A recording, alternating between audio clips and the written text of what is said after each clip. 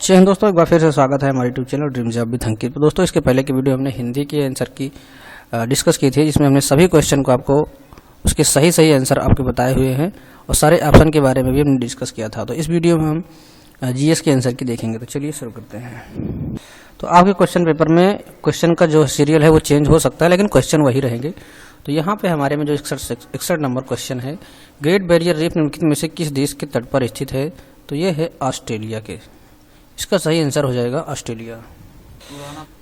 अब बात करते हैं नेक्स्ट क्वेश्चन की। तो नेक्स्ट क्वेश्चन है, निम्नलिखित में से कौन 1946 में भारत की संविधान सभा के अध्यक्ष थे? तो 1946 में जब हमारा देश आज़ाद नहीं था, उसके पहले यहाँ पे डॉक्टर राजेंद्र प्रसाद इसके अध्यक्ष थे। नेक्स्ट क्वेश्चन है, प्रयाग प्रशस्ति की रचना निम्नलिखित में से किसके द्वारा संस्कृत में की गई थी? यहाँ पे ये पूछा गया है। तो इसका सही आंसर जो है वो हरिसेन है, यानी इसका बी ऑप्शन सही हो जाएगा। फिर निम्नलिखित में से कौन सी भारत के पूर्वी तट पर स्थित खारे पानी की सबसे बड़ी लैगून झील है? तो ये है चिल्का झील, जो कि उड़ीसा में है। श्वेत प्रकाश कितने रंगों से मिलकर बना होता है? तो श्वेत प्रकाश जो है 7 रंगों से मिलकर बना होता है। और यदि पूछा जाए कि रेनबो में कितने रंग होते हैं, तो रेनबो में भी 7 ही होते हैं। विव ग्योर जिसको बोला जाता है। नेक्स्ट क्वेश्चन है, निम्नलिखित में से किसके द्वारा निर्मित समुद्र के एक संकीर्ण चैनल द्वारा श्रीलंका भारत से अलग होता है? तो श्रीलंका भारत से जो अलग होता है वो पाक जलडमरू मंडल के द्वारा होता है। तो इसका जो डी ऑप्शन है वो सही हो जाएगा। और यहाँ पे 8 डिग्री चैनल जो है ये लक्षद्वीप और मालदीव के बीच स्थित है। चलिए आगे चलते हैं। सोनपुर मेला, तो सोनपुर ये बिहार में फेमस है, पशुओं का मेला बहुत ज़्यादा चर्चित रहता है ये। फिर है, अंगूर की खेती को विटीकल्चर बोला जाता है। ये अंगूर के लिए हो गया। सेरीकल्चर ये होता है रेशम के लिए। हॉर्टिकल्चर ये होता है सब्जी के लिए। और यहाँ पिसीकल्चर होता है मछली के लिए। दोस्तों, ये जो हॉर्टिकल्चर है ये सब्जी प्लस फल दोनों के लिए है। इसे बागवानी खेती भी कहा जाता है। फिर है, बैलाडीला की पहाड़ियाँ बैल के कुबड़ की तरह दिखती हैं। पहाड़ियों की ये श्रृंखला भारत के किस राज्य में स्थित है? छत्तीसगढ़ में स्थित है, बी ऑप्शन। अगला है, भारत में जनगणना संगठन के लिए सर्वोच्च पद कौन सा है? तो ये है महा रजिस्ट्रार और जनगणना आयुक्त भारत। 2011 की जब जनगणना हुई थी तो उस समय कौन थे? तो सुकुमार सेन थे। सॉरी दोस्तों, यहाँ पे सुकुमार सेन जो है वो पहले चुनाव आयुक्त थे। यहाँ पे थोड़ा सा करेक्शन करना चाहेंगे। चुनाव आयुक्त ये सुकुमार सेन थे।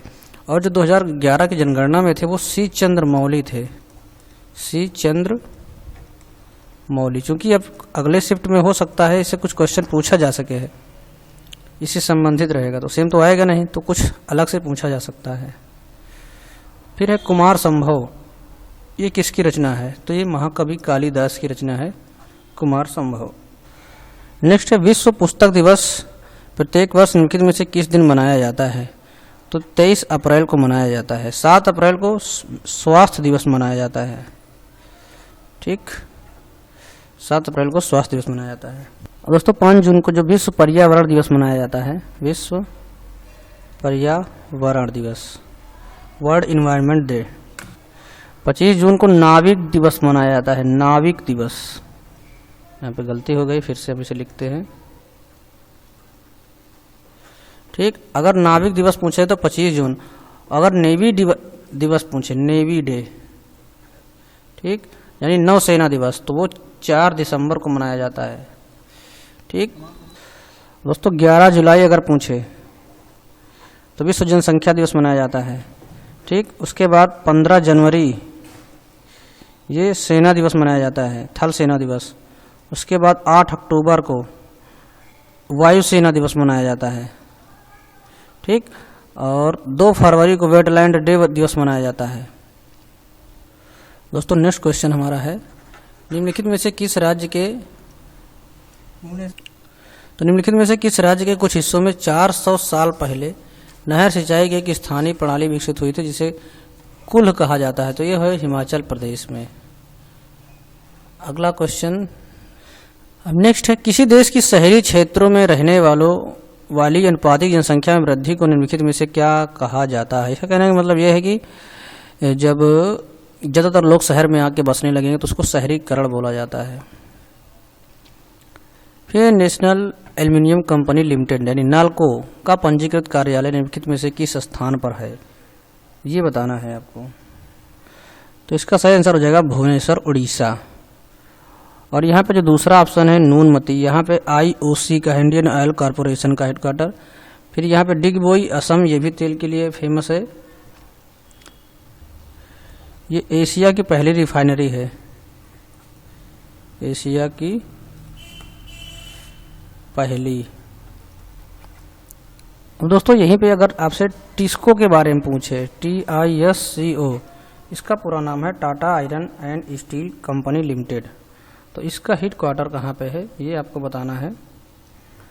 तो ये है मुंबई में, मुंबई महाराष्ट्र, ठीक। टिस्को का Tata iron and steel company. फिर है विश्व स्वास्थ्य संगठन का मुख्यालय निम्नलिखित में से कहाँ है? तो ये जिनेवा है, स्विट्जरलैंड में। WHO का मुख्यालय। तो आपको कुछ मुख्यालय भी याद कर लेने हैं। चैनल के माध्यम से अगर आप जुड़ जाइएगा तो आपको काफ़ी जानकारी जो है इसके माध्यम से मिलती रहेगी। अभी हम जो टॉपिक्स यहाँ पे रिपीट हो रहे हैं बार बार, उन पे हम अलग से सेपरेट वीडियो बना देंगे जो कि आपके एग्जाम की दृष्टि से काफ़ी महत्वपूर्ण होंगे। नेक्स्ट है यहाँ पे सुरहाताल प्रसिद्ध अभ्यारण्य निम्नलिखित में से, इसमें साइबेरिया और अन्य ठंडे क्षेत्रों से कई प्रवासी पक्षी भी आते हैं। उत्तर प्रदेश निम्नलिखित में से किस जिले में है? तो ये बलिया जिले में है सुरहाताल। फिर नेक्स्ट है निम्नलिखित में से कौन सा सोशल मीडिया प्लेटफॉर्म पेशेवर नेटवर्किंग और नौकरी तलाशने के लिए सबसे उपयुक्त है? तो लिंक्डइन पे इसका प्रयोग किया जाता है सबसे ज़्यादा नौकरी तलाशने के लिए। फिर उत्तर प्रदेश में से किस स्थित भदोही निम्नलिखित में से किस के लिए प्रसिद्ध है? तो भदोही सबसे ज़्यादा कालीन बुनाई के लिए प्रसिद्ध है। चिकनकारी के लिए लखनऊ फेमस है। उस साड़ी के लिए वाराणसी। और एक बच रहा है यहाँ पे चमकीले मिट्टी के बर्तन के लिए, तो ये खुर्जा फेमस है, ठीक, बुलंदशहर में। पीतल के बर्तन के लिए मुरादाबाद फेमस है, पीतल के लिए मुरादाबाद, ठीक। लंगड़ा आम ये वाराणसी है। बरेली माचिस की तीली और सुरमा के लिए। खेल के सामान के लिए मेरठ फेमस है। फिर निम्नलिखित में से कौन सा उत्तर प्रदेश का राज्य वृक्ष है? तो ये है अशोक का पेड़। अब यहीं पे राज्य की पुष्प के बारे में पूछेगा तो पलाश या टेसू जिसको बोलते हैं वो हो जाता है। अब दोस्तों अगला क्वेश्चन है, धान और मक्के की खेती के दौरान कौन सा नृत्य जो है किया जाता है? तो यहाँ पे देखिए इसका जो सही आंसर है ये उत्तराखंड का नृत्य है ये। तो ये हुरका बैल इसके लिए फेमस है।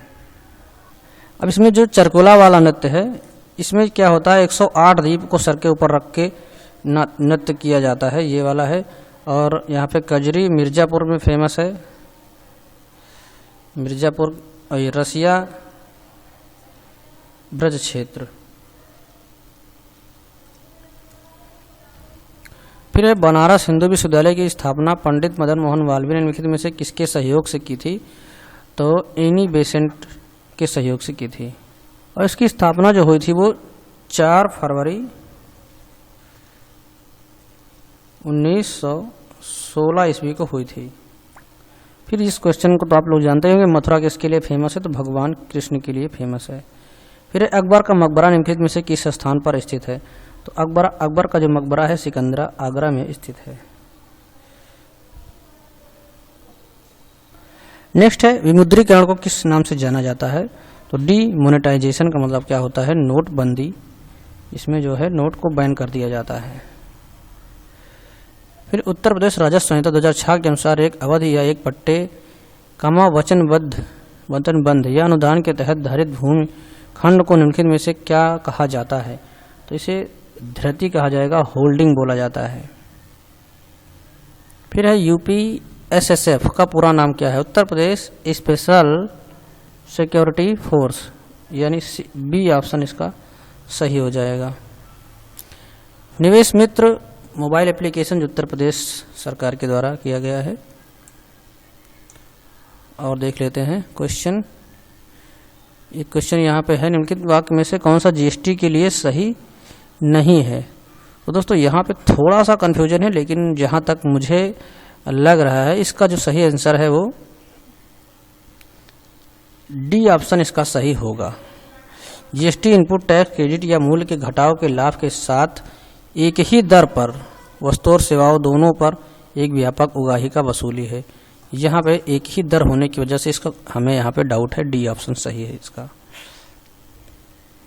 ईमेल में भरोसेमंद स्रोत बनकर दुर्भावनापूर्ण कार्डों के लिए संवेदनशील जानकारी और जैसे user name, password, credit card विवरण आदि प्राप्त करने का जो प्रयास कहलाता है इसे फिशिंग बोला जाता है। इसका बी ऑप्शन एकदम सही हो जाएगा।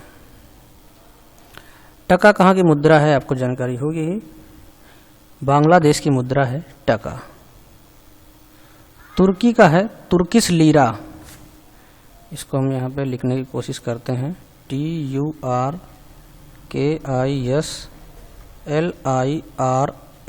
तुर्किश लीरा है। और थाईलैंड का जो है वो थाई बहट है, THAI, Thai BAHT, Thai baht Thailand का है। और सर्बिया का है सर्बियाई दिनार। ठीक, तो यहाँ पे 91 क्वेश्चन हो चुके हैं। देखते हैं और GS के क्वेश्चन हैं। हाईवे इनके में से कौन सा पुरस्कार सहकारी और दुग्ध उत्पादक कंपनियों को आगे बढ़ने और प्रतिस्पर्धी भावना पैदा करने के लिए प्रेरित करने हेतु किया जाता है? तो यहाँ पे राष्ट्रीय गोपाल रत्न पुरस्कार, सी ऑप्शन सही हो जाएगा, क्योंकि बाकी सभी जो है खेल से संबंधित हैं। निम्नलिखित में से कौन सा बंदरगाह कच्छ गुजरात में स्थित है? तो कांडला बंदरगाह, जिसे दीनदयाल उपाध्याय बंदरगाह बोला जाता है। अब अगला है पारादीप, ये कहाँ पे स्थित है? उड़ीसा में स्थित है। ठीक, ये उड़ीसा में है। फिर है मुर्मुगांव बंदरगाह, ये कहाँ है? गोवा में है। उसके बाद जवाहर नेहरू बंदरगाह, ये मुंबई में है। ठीक, फिर है हाल ही में श्री अमित शाह ने निम्नलिखित में से किस स्थान पर national cooperative dairy federation of India यानी NCDFI के मुख्यालय की आधारशिला रखी है? तो ये है गुजरात के गांधीनगर। और यहाँ पे आगे चलते हैं। खुदाई खिदमतगार किसे कहा जाता है? तो खान अब्दुल गफ्फार खान को भी खुदाई खिदमतगार कहा जाता है। इन्हें सीमांत गांधी के नाम से भी जाना जाता है। अगला है, निम्नलिखित में से किसने हाल ही में कोच्चि लक्षद्वीप द्वीप समूह submarine optical fibre connection KLI SOFC का उद्घाटन किया है? तो इसे प्रधानमंत्री नरेंद्र मोदी के द्वारा किया गया है। फिर केंद्रीय मंत्रिमंडल ने हाल ही में भारत और निम्नलिखित में से किस देश के बीच प्रवासन और गतिशीलता समझौते को मंजूरी दी है? तो ये भारत और इटली हो जाएगा इसका सही आंसर। हाल ही में भारतीय नौसेना का fast attack craft INS Kabra निम्नलिखित में से किस स्थान पर पहुंचा है? तो इसका जो सही आंसर है वो है कोलंबो, श्रीलंका। तो दोस्तों यहाँ पे इतने ही क्वेश्चन थे, सारे क्वेश्चन हमने आई होप डिस्कस कर लिए हैं। इसके बाद फिर यहाँ पे हिंदी का हमने ऑलरेडी कर ही चुका है। अब इसके बाद बच रहा है रीजनिंग का। देखते हैं रीजनिंग का पार्ट हम अगले वीडियो में आपको लाएंगे। यहाँ पे लगभग हमने GS के सारे क्वेश्चन एक बार देख लेते हैं, कुछ छोटा तो नहीं है। अगर किसी क्वेश्चन में आपको डाउट लगता है तो आप कमेंट बॉक्स में कमेंट करके डिस्कस कर लीजिएगा, या फिर हमको अगर लगेगा तो हम फिलहाल डाउट का 1% भी चांस नहीं है। हमने कोशिश की है 99.99% एक्यूरेसी आपको देने की। बाकी मिलते हैं नेक्स्ट वीडियो में। जानकारी अच्छी लगी तो लाइक करिए, चैनल पर नए हैं सब्सक्राइब नहीं किया तो कर लीजिए।